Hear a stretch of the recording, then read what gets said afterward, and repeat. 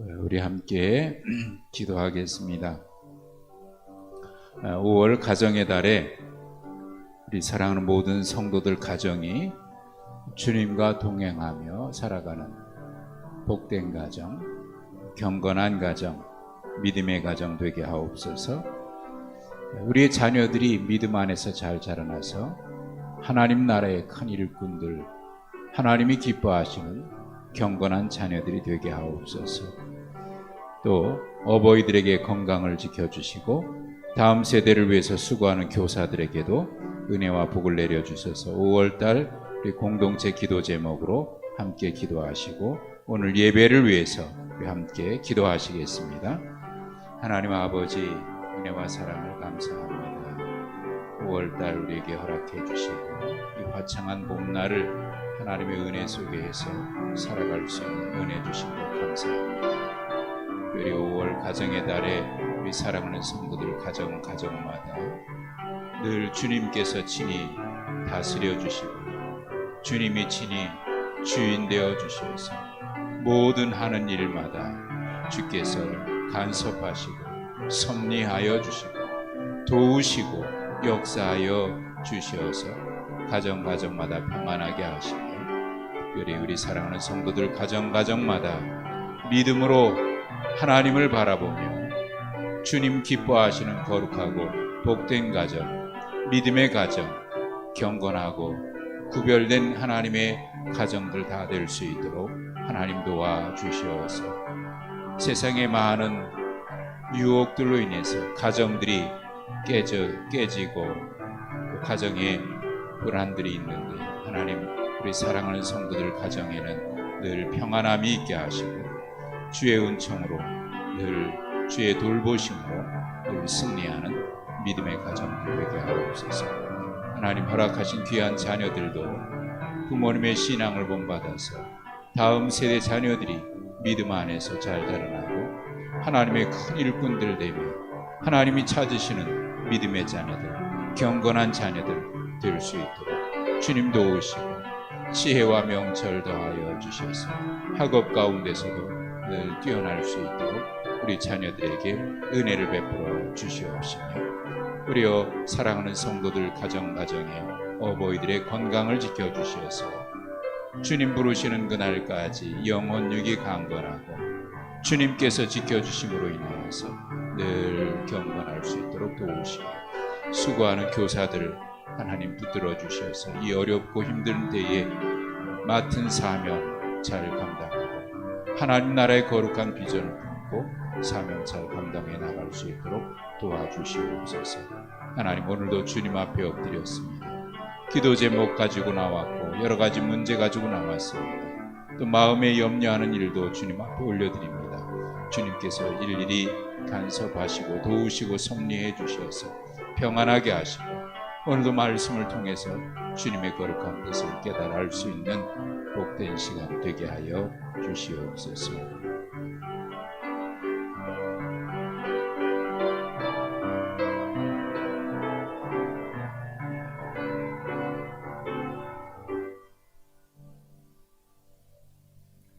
주님 앞에 엎드렸습니다. 우리 사랑하는 성도들을 주께서 기억하여 주시고 또 주의 사랑의 손길로 어루만져 주시며 마음의 평안함을 주시고 육체에는 늘 강건하게 하여 주옵시며 성도들 가정에는 늘 평안과 또 믿음으로 주님 앞에 구별된 경건한 가정들, 경건한 자녀들 다 되게 하여 주옵소서. 오늘도 말씀 앞에 엎드려서 주님의 말씀을 듣는 순간에 내 마음속에 여러 가지 걱정했던 문제들, 염려했던 문제들 말씀을 속에서 응답을 경험하는 복된 시간 되게 하옵소서.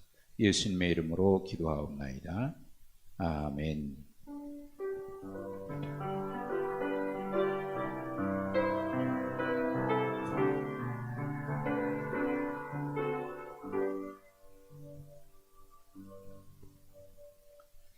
요한복음 11장 17절부터 보겠습니다.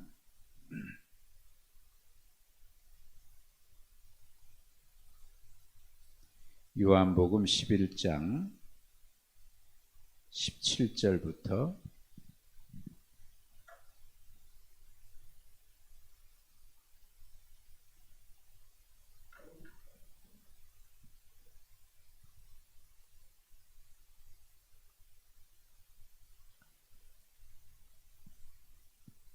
17절부터 27절까지만 우리 함께 교독하시겠습니다.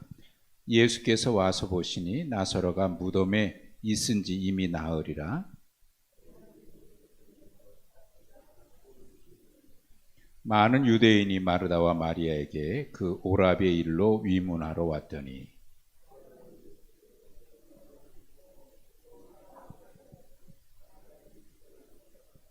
마르다가 예수께 여짜오되 주께서 여기 계셨더라면 내 오라비가 죽지 아니하였겠나이다.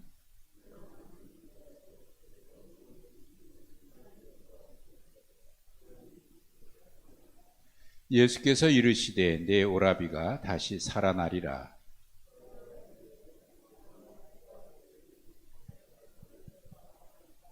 예수께서 이르시되 나는 부활이요 생명이니 나를 믿는 자는 죽어도 살겠고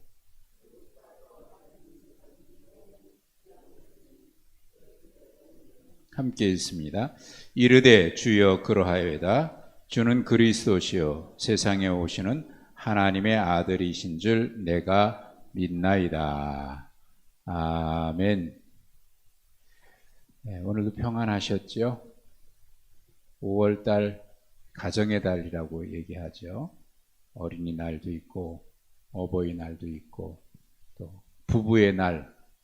부부의 날은 뭐 공휴일은 아니에요. 또 공식적으로 그 날을 어떤 날로 정해져 있지는 않습니다만은 그래도 가정의 달에 부부의 날 혹시 언제인지 아세요?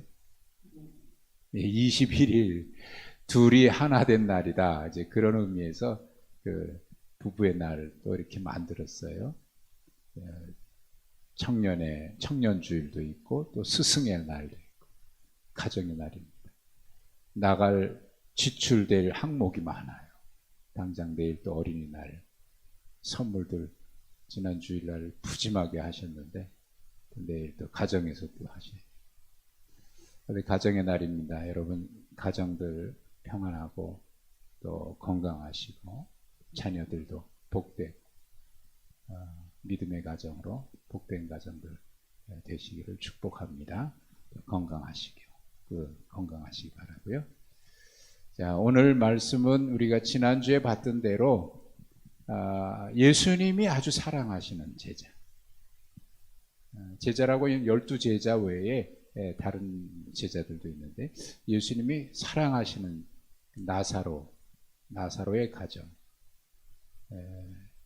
그 부모님이 일찍 없었는데 부모님이 일찍 일어난 모양이에요. 부모님에 대한 얘기는 없고 이 세 남매가 살고 있는데 그 중에 이제 제일 오라비인 나사로가 병들어서 죽게 되는 아주 불행한 일이죠. 안타까운 일이죠. 오죽하면 예수님이 그 가정을 보고 우셨을까. 이 가정은 예수님이 아주 사랑하시는 가정이라고 되어 있고 뒤에 보면은 36절에 보니까 예수님께서 눈물을 흘리시니까 그 자리에 와 있던 조문객들 마르다와 마리아를 또 위문하러 왔던 그 사람들이 뭐라 그러냐면 보라 그를 얼마나 사랑하는가. 그를 얼마나 사랑하셨는가. 그러니까 이 집은 예수님께서 굉장히 사랑하셨던 가정으로 성경에는 얘기하고 있고 사람들도 그렇게 생각하고 있는 것 같아요. 근데 그 사랑하는 가정에 지금 어려운 일이 그것도 매우 힘든 일이 생겼잖아요. 감당하기 어려운. 그 37절에는 그를 얼마나 사랑하나 사람들이 그러면서 또 한마디 덧붙였는데 37절에 이런 얘기를 해요. 사람들이. 그중 어떤 이는 말하되 맹인의 눈을 뜨게 한 이 사람이 그 사람은 죽지 않게 할 수 없었더냐? 그 사람은 죽지 않게 할 수 없었더냐? 보라, 그가 얼마나 이 사람을 사랑하는가. 그런데 왜 죽도록 내버려뒀을까? 죽지 않게 할 수는 없었을까? 이 얘기는 지난주에 우리가 보셨던 대로 사랑하는 자가 병들었는데 바로 오리라고 기대했던 그들의 기대는 깨졌고요. 마르다와 마리아의 기대는 깨졌고, 그것도 그 예수님이 계셨던 그 자리로부터 마르다 마리아의 집까지 오는 거리며 또 시간이며 이런 거 계산해 보면 예수님은 그 소식을 듣고도 이틀이나 더 머물렀을 뿐만 아니라 죽은 지가 나흘 됐다고 하는 것은 그렇게 듣고도 이틀 머물고도 바로 오신 것 같지는 않단 말이에요. 그러면 그 사랑을 의심하게 될 수 있어요. 아니, 우리를 사랑한다더니. 여기에 그 자리에 와 있던 사람 중에 한 사람도 그렇게 사랑하는데 왜 죽게 하지 않을 수는 없었지? 그런 질문. 이게 이제 우리의 생각, 사랑에 대한 사람들의 생각이에요. 사랑하면 어떻게 해야 될 거다. 사랑하면 어떻게 해줘야 될 거다. 하나님이 우리를 사랑하시면 문제 없어야 되고 병들으면 안 되고 이런 우리가 선입견을 가지고 있잖아요. 선입견이라기보다 그 당연한 생각 아닐까 싶어요. 그런데 그게 기대가 무너졌거든요. 기대가 무너졌어요. 그리고 예수님이 그 집에 오신 시간을 성경은 정확하게 기록을 해뒀어요. 시간을 굉장히 강조해서 기록했어요. 자, 17절에 보십시오. 예수님께서 와서 보시니 나사로가 이미 무덤에 있은 지 나흘이라. 무덤에 있은 지 나흘이라 그러면 죽은 지는 며칠일까요? 죽은 지가 나흘 됐다 그 말이에요. 유대는 날씨가 매우 더운 나라이기 때문에 죽으면 우리는 이제 한 3일 보통 3일 정도 지난 다음에 장례하잖아요. 요즘에는 코로나 때문에 3일이 아니라 막 5일장, 7일장도 하거든요. 화장할 데가 없어서. 그래가지고 5일장 하기도 하고 막 7일장 하기도 하고 그리고 지금이야 영안실이 잘 돼 있어서 그렇게 둬도 괜찮겠습니다만은 유대인은 굉장히 더운 나라이기 때문에 시신이 금방 부패하거든요. 그래서 그날 장례를 해요. 죽으면 그날 바로 장례를 해요. 그러니까 무덤에 있은 지 나흘이라 그러면 죽은 지가 며칠 됐다는 얘기예요? 나흘 됐다는 얘기예요. 자, 나흘 돼서 예수님이 오셨어요. 죽은 지 나흘 된 다음에 오셨어요. 그 자리에는 이미 19절에 많은 유대인들이 위문하러 위로하기 온 사람들은 이미 와 있어요. 나 죽은 지 나흘 됐다. 조문객들은 지금 와서 이미 장례 치른 그 마르다와 마리아를 위문하고 있다. 이런 상황이거든요. 그리고 좀 더 뒤로 가보면 39절에 이렇게 나와요. 예수님께서 나사로의 무덤을 막고 있는 돌을 옮겨 놓으라 그러니까 뭐라고 얘기합니까? 죽은 지 나흘이 돼서 벌써 냄새가 난다. 시체가 썩고 있다 그 말이거든요. 이게 더운 나라니까 나흘이면 이미 부패 많이 됐겠죠. 그날부터 이제 부패되기 시작해요. 보세요. 무덤에 있은 지 나흘 됐다. 죽은 지가 나흘이다. 벌써 냄새가 난다. 이 얘기는 이 상황이면 지금 어떤 상황이에요? 예수님 와도 마르다와 마리아 입장에서는 예수님이 오셔도 이제는 끝난 거예요. 더 이상 할 수 있는 일이 없어요. 그들이 기대할 때는.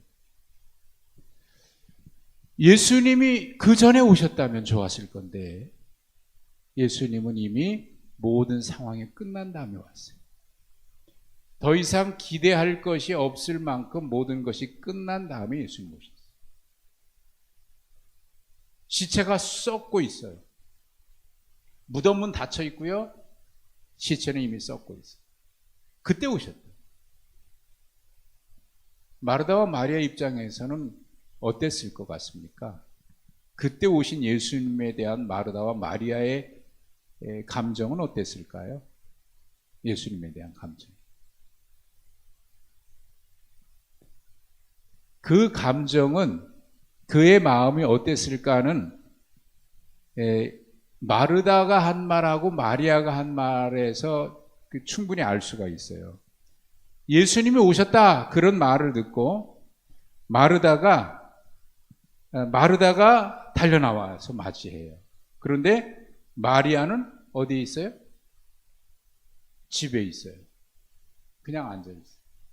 마르다는 달려나왔고 마리아는 집에 있어요. 이게 뭘 의미할까요? 혹시 여기서 어떤 느낌이 없습니까? 평상시 같았으면 어땠을까요?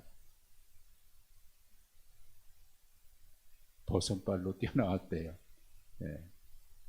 평상시 같으면 마르다와 마리아가 같이 나왔을까요? 아니, 왔다 그랬는데, 아니, 아직 나사로가 죽지 않고 살아있다고, 병든 채 죽지 않고 있다 그러면 마르다와 마리아는 어땠을까요? 예수님이 오셨다는 얘기를 들었을 때. 나오지 않았을까요? 달려나오지 않았을까요? 근데 여기 마르다는 나와서 맞이하는데 마리아는 그냥 앉아 있어요. 이게 뭘 말하는 걸까? 그리고 마르다가 예수님 앞에 와가지고 첫 마디가 뭐냐면, 첫 마디가 무슨 말이 있어요? 첫 마디가 뭐예요? 마르다가 한 말이. 주께서 여기 계셨다면 내 오라비가 죽지 아니하였겠나이다. 이 얘기가 예수님을 맞으러 와서 첫 마디로 하는 말이에요. 예수님이 여기 계셨다면 죽지 않았을 겁니다. 이 말에 섞인 마르다의 감정은 어떤 것 같아요? 이게 어떤 뉘앙스로 말한 겁니까? 네? 느낌이. 마르다가 이 말을 할 때 그의 마음에는 어떤 마음일까?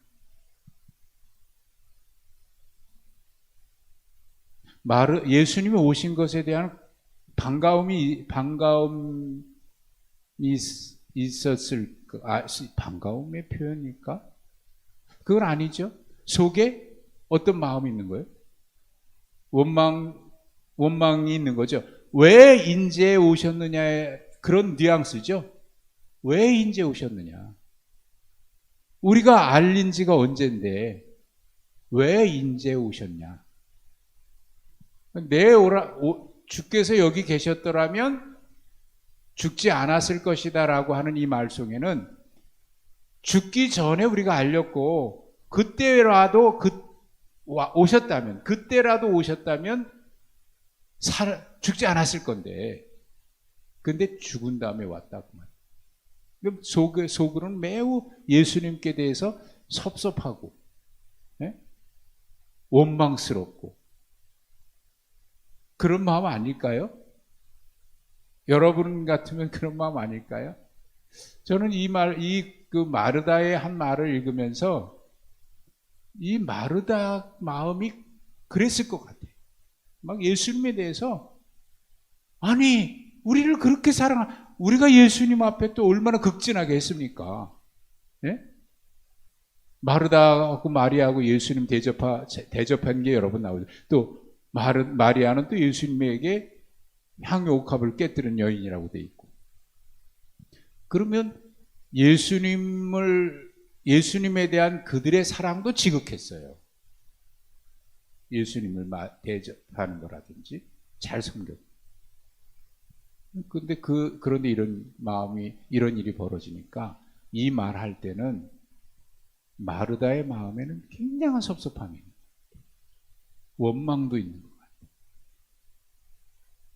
그런데 뭐라고 하지는 못하고 얘기하는데 그 속에 그 말 속에 이미 그게 다 드러나.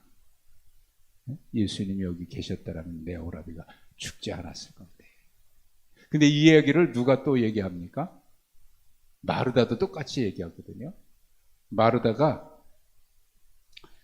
이제 나중에 예수님이 거기 그대로 계시고 마르다가 가서 마리아를 불러와요, 다시. 예수님은 거기 그대로 계셨다 그랬거든요. 여기 보세요. 28절, 30절, 28절에 보면 마르다가 마리아를 부르러 갔는데 30절에 보니까 예수님은 아직 들어가지 아니하고 마르다가 맞이했던 그 자리에 그대로 서 계신 거예요. 예수님은 왜 그러셨을까요? 예수님은 지금 이 자리에 서 계시면서 누구를 기다리고 있는 것 같지 않아요? 마리아를 기다리고 계시는 거예요. 마리아도 나와주기를. 아니, 들어가실 수 있는데 마르다와 같이 그래, 가자. 마리아가 참 힘들겠구나. 네 동생이 얼마나 마음이 아프겠냐. 들어가자 하고 가실 법도 한데 예수님은 그냥 그대로 계셔. 마르다가 가서 마리아를 불러올 때까지 그 자리에 그대로 계셔요. 이것도 좀 이상해요. 예수님은 지금 마리아도 나오기를 기다리고 계십니다. 근데 마리아가 이제 나오거든요. 마리아가 나와서 하는 말. 마리아가 예수님을 배웠고 엎드려서 마리아도 제일 첫 마디가 예수님 어서 오세요 하는 인사도 없어. 첫 마디가 주께서 여기 계셨더라면 내 오라비가 죽지 않았을 텐데. 마르다도 똑같이 말해. 그 얘기는 마르다와 마리아가 지금 예수님에 대해서 굉장히 상한 거야, 마음이 상한 거야. 그리고 둘이서 예수님 오실 때까지 마르다와 마리아가 서로 울면서, 오라비 죽었으니까 울면서, 그러면서 서로 한 말이, 주님 진작에 오셨으면 우리가 보낸 지가 언젠데 안 오셔가지고 주님 오셨더라면 우리 오라비 죽지 않고 살아날 수 있었을 텐데, 죽지 않았을 텐데 예수님 왜 안 오시나? 예수님 올 때까지 마르다와 마리아가 예수님에 대해서 원망 섞인 말을 하고 있었다, 그 말이에요. 그 얘기를 계속. 예수님 왜 안 오시나? 예수님 오셨으면 우리 오빠 안 죽었을 텐데 왜 안 오시는 거예요? 왜 안 오시는 거예요? 우리 사랑한다 그러더니 우리가 주님 앞에 그렇게 했는데 왜 안 오시는 거예요? 예수님에 대한 섭섭한 마음, 원망 섞인 마음, 이게 마르다와 마리아의 마음속에 같이 있었고 예수님이 오실 때까지 그들의 마음속에 있었던 거예요. 그리고 언니 동생이 그 얘기를 한 것 같아요. 그러니까 첫 마디 둘이 똑같이 어떻게 말이에요? 녹음했다가 틀어놓은 것처럼 똑같이 말하거든요. 예, 주께서 여기 계셨더라. 주께서 여기 계셨더라. 계속 그 얘기 했다는 거예요. 주께서 여기 계셨더라. 주께서 여기 계셨더라. 이게 지금 마르다와 마리아의 마음이에요. 예수님에 대해서 매우 좀 섭섭해요. 원망 섞인 마음 가득해. 자, 이때 예수님이 오신 거예요. 우리 표현으로 얘기하면 이미 상황 끝난 거예요. 상황이 끝난 뒤에 온 거예요. 모든 것이 끝장난 다음에 온 거예요. 이제 와도 소용없을 때 온 거예요. 우리의 기대가 다 끊어졌을 때 예수님이 오신 거예요. 그런데 여러분 보세요. 마르다는 이런 얘기했어요. 주께서 여기 계셨더라면 내 오라비가 죽지 않았을 것입니다 라고 말하면서 그 다음에 이런 얘기를 합니다. 그러나 나는 이제라도 주께서 무엇이든지 하나님께 구하시는 것을 하나님이 주실 줄 아나이다. 무엇이든지 하나님께 구하면 하나님이 주실 것을 믿는데요. 주님이 기도하면 무슨 일이든지 하나님이 들어주실 것을 자기가 그렇게 안대요.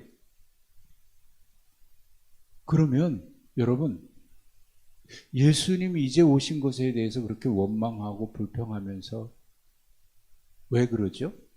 이제라도 주님이 기도하면 하나님이 무엇이든지 들어주신다. 그러면 그 무엇이든지라고 말한 것 속에 이제라도 예수님이 하나님께 기도하면 내 오라비 살릴 수 있다, 없다?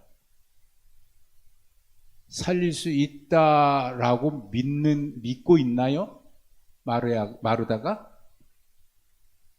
아니, 이제잖아요. 예수님은 전능하신 하나님이니까 무슨 능치 못함이 없는 줄 믿나이다. 지금 그 말 아닙니까?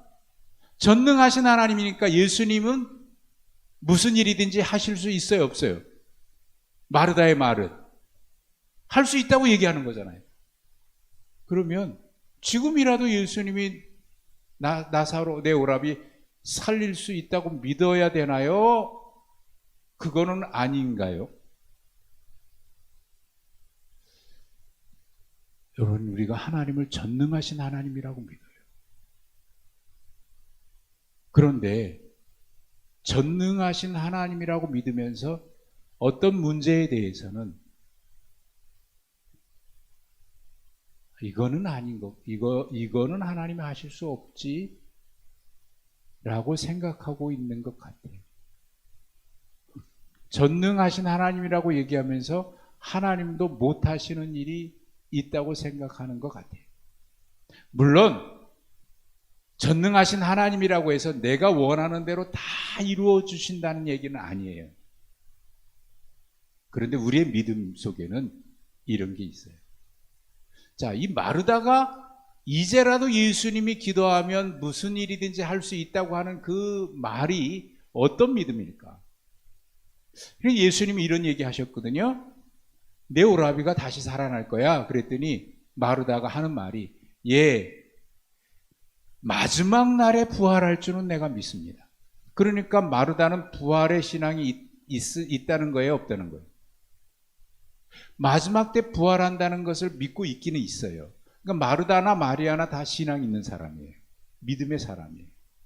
무엇까지 믿냐면 마지막 때에 부활할 것을 믿는 믿음까지 있어요. 대단한 믿음이죠. 자, 우리도 믿죠? 우리 다 부활할 건 믿죠? 부활절 우리 지났잖아요. 부활절에만 부활하는 게 아니라 이미 우리는 부활이라고 하는 것을 믿고 있어요. 언제? 마지막 때에 다 부활한다는 걸 믿어요. 그러면 그때는 부활하는데 지금은 어떻게 사는? 그러니까 지금 여기 이 마르다가 하는 믿음, 말하는 믿음은 주님이 무슨 일이든지 기도하면 다 이루신다는 걸 믿어요. 주님의 능력도 믿어요. 하나님이 어떤 분이라는 것도 믿어요. 그리고 내 오라비가 살아날 거야. 그러니까 마지막 때에 살아날 겁니다. 부활할 걸 믿습니다. 그 마지막 부활의 신앙도 믿어요. 그런데 지금 이 문제 앞에서는 이 신앙이요, 원론적으로 우리가 믿는 게 많아요. 하나님은 전능하십니다. 우리의 모든 생각을 아십니다. 하나님은 모든 걸 합력해서 선을 이루십니다. 하나님은 사랑이십니다. 하나님은 우리가 하나님에 대한 믿음이 있잖아요. 하나님은 내가 생각하는 것보다 다른 일을 이루신다고 할지라도 하나님은 언제나 선한 것으로 응답하시는 것을 내가 믿습니다. 합력해서 선을 이루신 걸 믿습니다. 하나님의 사랑은 영원토록 끊어지지 않는 하나님의 사랑입니다. 하나님은 그런 분입니다. 우리가 믿어요. 이게 우리가 믿는 믿음이에요. 그런데 이거는 신학적으로는 그렇게 믿는데 신앙적으로는 안 믿는 것 같은 것을 느낄 때가 많아요. 지식적으로는 믿어요. 그래서 성경 공부하고 또 신앙 고백을 하면 나 그거 믿습니다. 성경 구절도 잘 알아요. 그런데 실제 문제 앞에서는 그 신앙이 입술로 고백한 거하고 다른 것 같은 느낌이 들어요. 하나님을 믿기는 믿는데 뭘 믿는지 모르겠어요. 그러니까 신학적으로 믿는데 신앙은 아닌 경우. 네? 그러면 신학과 신학이 달라. 성경 지식과 신앙이 달라. 그러면은 뭔가 좀 문제 있잖아요. 그러니까 원론적으로는 부활을 믿어요. 마르다도. 그런데 예수님이 살아난다 그러니까 그건 마지막 때나 살지요. 이게 예수님 뭐라 나는 부활이요 생명이니 나를 믿는 자는 죽어도 살겠고 무릇 살아서 나를 믿는 자는 영원히 죽지 아니하리라. 이것을 내가 믿느냐? 주여 그러하에다 주는 그리스도시요 살아계신 세상에 오신 하나님의 아들인 줄 내가 믿나이다. 그리고 이제 마르다를 부르러 가거든요. 마르다를 부르러 가니까 그 다음에 이제 마르다도 똑같은 말을 했고, 그다음에 예수님이 그 불쌍히 여기시고 그 통분히 여기시면서 우시고, 그리고 나사로가 어딨냐? 돌을 옮겨 놓으라 그러니까 죽은 지가 나흘입니다. 벌써 냄새가 납니다. 39절에. 자, 이게 마르다가 한 말이거든요. 그러면 조금 전에 마르다가 주님을 향해서 고백했던 말은 뭐죠? 믿는다고 얘기를 했는데 여전히 이 문제 앞에서는 그의 믿음이 힘이 없어요. 여전히. 돌을 옮겨 놓으라 그러니까 네 오라비가 산다. 마지막 때라니까요. 내가 부활이요 생명이라니까 내 하나님의 아들인 것을 내가 믿나이다. 그 돌을 옮겨 놓으라. 아니 죽었다니까요. 썩어서 냄새 난다니까요. 여전히 문제 앞에서는 힘이 없어요. 우리가 주님을 믿습니다 고백하는데 문제 앞에서 그 믿음이 실체가 없는 경우들이 있어요.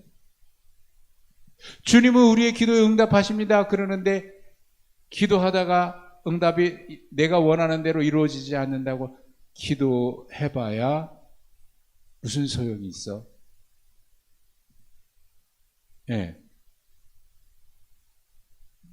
그 믿음이 문제 앞에서 힘이 없어요. 어떤 문제 앞에서. 하나님의 전능하심, 하나님의 선하심, 하나님은 모든 일에 합력해서 선을 이루시고 여기는 내가 원하는 대로 되지 않는다고 하더라도 하나님이 원하시는 선한 뜻이 있을 거야.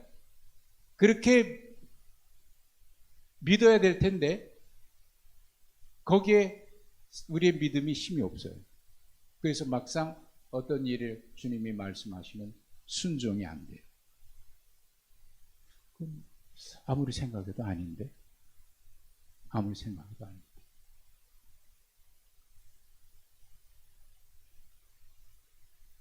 예를 들어서 여러분이 어떤 일을 계획을 했어요. 근데 그 일이 잘 돼요. 요즘 표현으로 말하면 대박이 났어요. 아주 잘 되고 있어요. 이야, 정말 잘 되고 있다. 그런데 그 문제를 가지고 목사님이 기도하는데 잘 되는데 저거 아닌 것 같은데 그런 생각이 들어요. 계속 이걸 어떻게 할까 하다가 이제 얘기를 했어요. 지금 잘 돼 있는데 그거 하나님께서 기뻐하시지 않는 것 같은데 그만두면 좋겠다.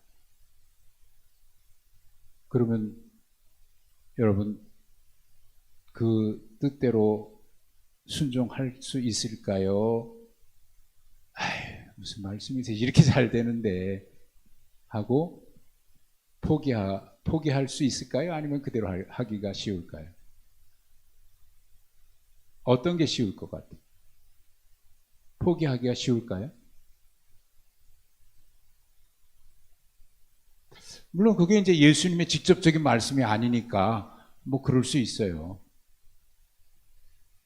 근데 여러분, 우리가 어떤 일을 결정할 때 문제 앞에서 하나님의 말씀을 그대로 따르기보다는 자기 생각으로 많이 계산할 때가 많아요. 그리고 합리화시켜요. 이거는 이거고 이래서 안 되고 저건 저래서 안 되고, 그거는 하나님의 말씀이긴 하지만 이 상황에서는 이랬고 저렇고 해서 자꾸 계산해요. 그래서 계산할 때는 왜 계산하냐면 안 할 방법을 찾아내기 위해서 계산하는 겁니다. 하나님의 말씀을 받았을 때 계산하는 것은 어떻게 하면 합리적으로 내가 안 할 수 있을까? 내 스스로 안 하고도 이게 하나님의 뜻에 불순종한 게 아니라고 하는 자기 합리화를 위해서 머릿속에 계속 계산한다는 얘기는 그런 의미가 있어요. 순종은 계산이 아니에요. 그래, 내 생각은 아닌 것 같은데 그러나 주님 말씀하시니까 내가 순종하겠다. 이게 순종이지, 계산한다는 얘기는 안 하고도 내가 하나님의 말씀에 순종하지 않았다라고 하는 것을 어떻게든지 합리화해서 이건 불순종이 아니야 라고 우리가 자기 스스로를 스스로 설득하고 합리화하기 위해서 머릿속에서 계산하면요 얼마든지 안 할 이유는 많습니다. 그런 거 많아요. 근데 순종은 그런 게 아니고 내 생각은 이런데 하나님의 말씀이니까 그대로 하겠나이다. 이게 순종이에요. 이게 순종. 그럼 성경에 보면 그런 게, 예를 든다면 우리가 이미 여러 번 보았던 말씀입니다만 가나의 혼인잔치 같은 경우 그렇잖아요. 얼마든지 이건 아니잖아요. 이유가 안 할 만한 이유가 있어요. 지금 포도주가 떨어진 거지 항아리에 물이 떨어진 게 아니거든요. 거기다가 물을 부으래요. 그거는 지금 문제하고 상황하고 지금 이루어진 상황하고 전혀 다른 문제예요. 그렇지 않아요? 아니 얼마든지 얘기할 수 있잖아요. 예수님, 포도주가 없는 거지 지금 물이 없는 게 아닙니다. 이 물은 뭐 이미 다 들어와 있는 사람한테 지금 결례 항아리가 왜 필요하겠습니까? 물을 채우는 게. 얼마든지 이야기할 수 있어요. 근데 성경은 그대로 하라 그러니까 그대로 했다고 돼 있거든요. 물 떠라, 그걸 줘라. 아니 포도주가 없어서 그러는데 이 물을 왜 떠다 줍니까? 근데 그대로 했다고 돼 있거든요. 이게 이상하잖아요. 근데 놀라운 것은 그때 기적이 일어났다는 거죠. 그때 기적이 일어났다. 아브라함의 순종도 역시 마찬가지. 얼마든지 이거는 아닌 경우 아니잖아요. 내 아들을 바쳐라. 지금 독자 하나밖에 없잖아요. 근데 하나님의 약속은 뭐예요? 이 아들을 통해서 하늘의 별처럼 땅의 모래처럼 내 후손이 번성하게 하겠다. 아니 이 아들 죽으면 어떻게 그게 이루어져요? 이루어져요? 안 이루어져요? 안 이루어지잖아요. 근데 아브라함은 그대로 갔다. 그거 이상하잖아요. 이 아들 죽이라니. 그러면 이 아들을 통해서 자손을 주겠다 그랬는데 이거 없어, 이 아들이 죽어버리면 그 약속이 어떻게 이루어져요? 안 되잖아요.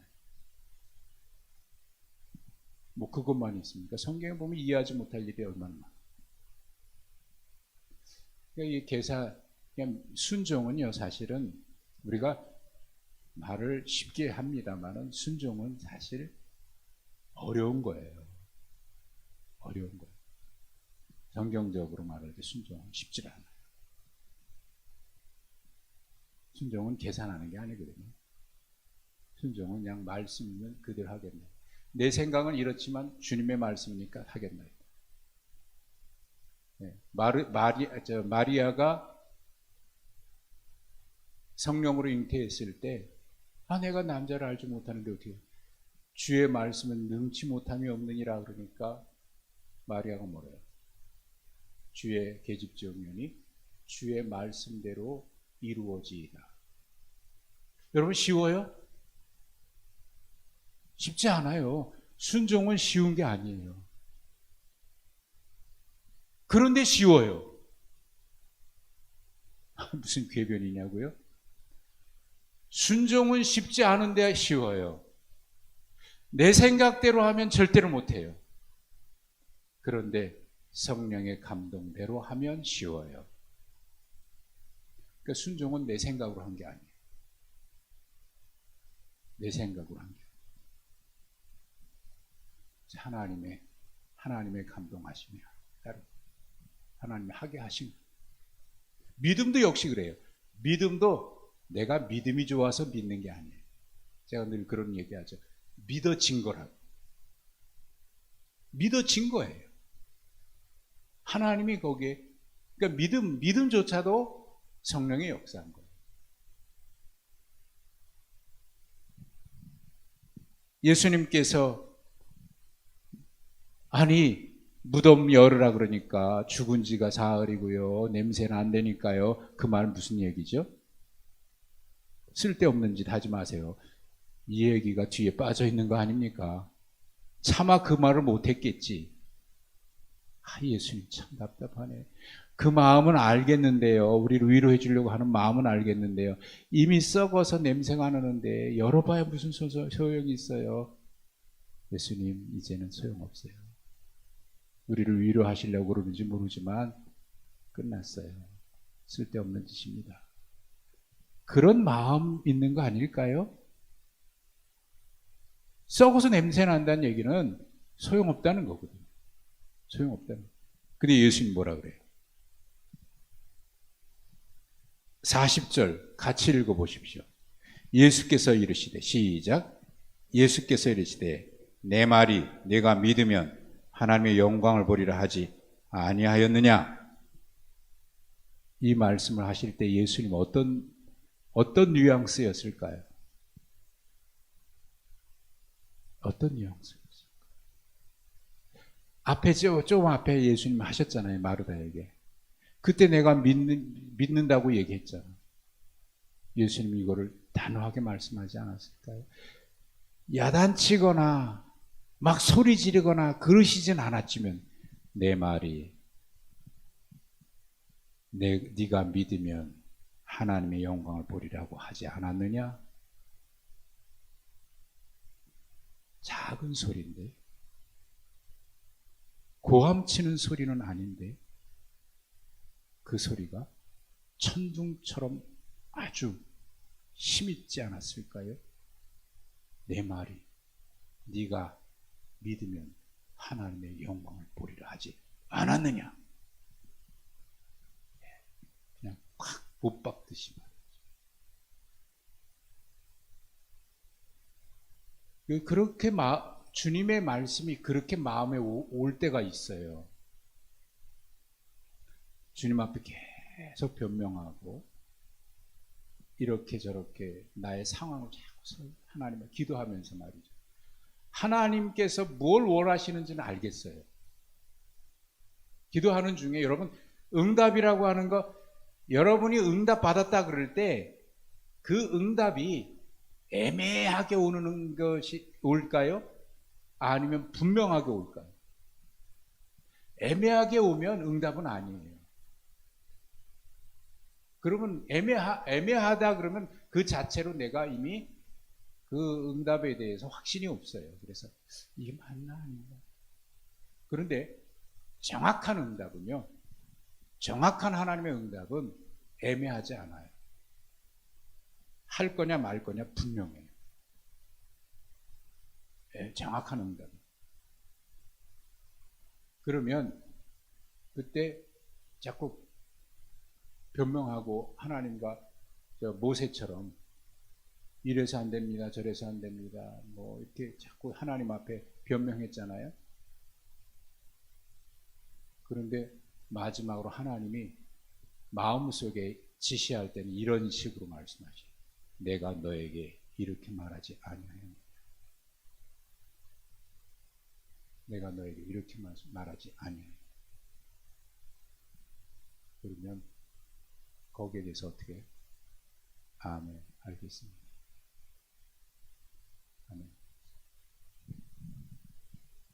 여러분, 믿음의 하나님의 응답과 믿음으로 그 말씀에 응답한다고 하는 기도는, 그 유진 피터슨이 그런 얘기했습니다만, 기도는 응답이에요. 무슨 응답? 내가 하나님 앞에 응답하는 게 기도예요. 하나님이 주신 감동에, 하나님이 주신 말씀 앞에 내가 응답하는 것, 반응하는 거예요. 그게 기도예요. 내가 알겠습니다. 순종하겠다. 그 다음의 역사는 우리가 상상할 수 없죠. 그 뒤에 예수님께서 말씀하시고 나오라 해서 나오잖아요. 근데 그렇게 하기 전에 예수님께서 기도하셨어요. 내 말을 들으신 것을 감사하나이다. 항상 내 말을 들으시는 줄 내가 알았나이다. 그렇게 하나님 앞에 기도하고 있는데 42절에 그렇게 한 이유는 둘러선 무리들을 위함이다. 곧 하나님께서 나를 보내신 것을 그들로 믿게 하기 위함이다. 이 말이 비슷한 말이 15절에 예수님께서 제자들을 위해서 하신 말씀이 있는데, 나사로가 죽었다, 병들었다는 얘기를 듣고도 안 가셨거든요. 죽었다, 그가 잠들었다, 깨우러 가자 그러니까 잠들었으면 일어나겠죠. 그런데 예수님은 잠자는 게 아니라 죽음을 얘기한다 그랬거든요. 그렇게 하면서 나사로가 죽었느니라 그렇게 얘기해요. 그러면서 뭐라고 내가 거기 있지 아니한 것을 기뻐한다. 누구를 위하여? 너희를 위하여. 왜? 너희로 믿게 하기 위해서. 지금 여기 말씀도 보세요. 42절에 이 말씀을 하옵는 것은 둘러선 무리를 위함인데, 왜? 그들로 뭐 하기 위해서? 하나님께서 나를 보내신 것을 믿게 하기 위해서. 믿게 하기 위해서. 그러니까 지금 이 일로 인해서 주님이 우리에게 어떤 믿음을 갖기를 원하신다고 생각합니까? 예수님이 일부러 안 오셨어요. 그러면 예수님은 꼭 옆에 계셔야만 나의 문제를 해결해 주실 분인가요? 떨어져 계시면 안 되나요? 예수님은 멀리 계셔도 지금 우리 곁에 계시는 것과 똑같이 일하고 계십니다. 또 하나, 주님이 말씀하실 때는 아버지의 뜻을 우리에게 알려주시기 위해서 말씀하실 때는 그 말이 내 생각과 달라도 아멘 내가 믿나이다. 내 말이 네가 믿으면 영광을 보리라 하지 않았느냐? 주의 말씀을 믿고 순종할 때는 하나님이 하시는 일이 이루어집니다. 내가 불가능하다고 하는 것도 하나님이 하십니다. 그런데 문제는 내가 불가능하다고 생각하면 우리는 불가능해요. 하나님이 가능하실까 불가능하실까에 대한 판단은 사실 말이 틀렸어요. 하나님은 불가능한 게 없어요. 그건 인간의 말이에요. 그런데 하나님도 내가 불가능하다고 생각하면 하나님도 못하죠. 내가 가능하다고 생각해야 하나님도 하셔. 그러면 하나님은 하나님이 아니에요. 내 생각대로 돼야 돼. 우리의 생각이, 우리의 믿음이라고 하는 게 나의 사고에서 벗어나지 못할 때. 네. 주님은 이것을 너희로 믿게 하기 위해서. 주님 부활이여 생명이라고 하는 걸 믿게 하기 위해서. 이 다음에가 아니라 지금도 하나님이 일하고 계신다는 걸 믿게 하기 위해서 이 말씀을 하셨다라고 돼 있어요. 그러면서 나사로야 나오라. 그럼 나오죠? 그거 죽었잖아요. 또다시. 어떤 사람은 그래요. 죽었어요. 나사로는 죽었어요. 그러나 이것은 우리에게 부활이 있다는 것을 보여주기 위해서, 믿게 하기 위해서. 그리고 진짜 부활은 주님 부활하셨죠. 이게 부활. 그러니까 지금 우리는 육체가 죽었다 다시 살아나는 그런 부활을 얘기하는 게 아니고 이미 그리스도 안에서는 새 생명으로 부활한 존재들입니다. 부활한 존재들. 그 은혜 속에서 살아가고. 그리고 하나님이 그 일을 하실까 안 하실까 우리는 몰라요.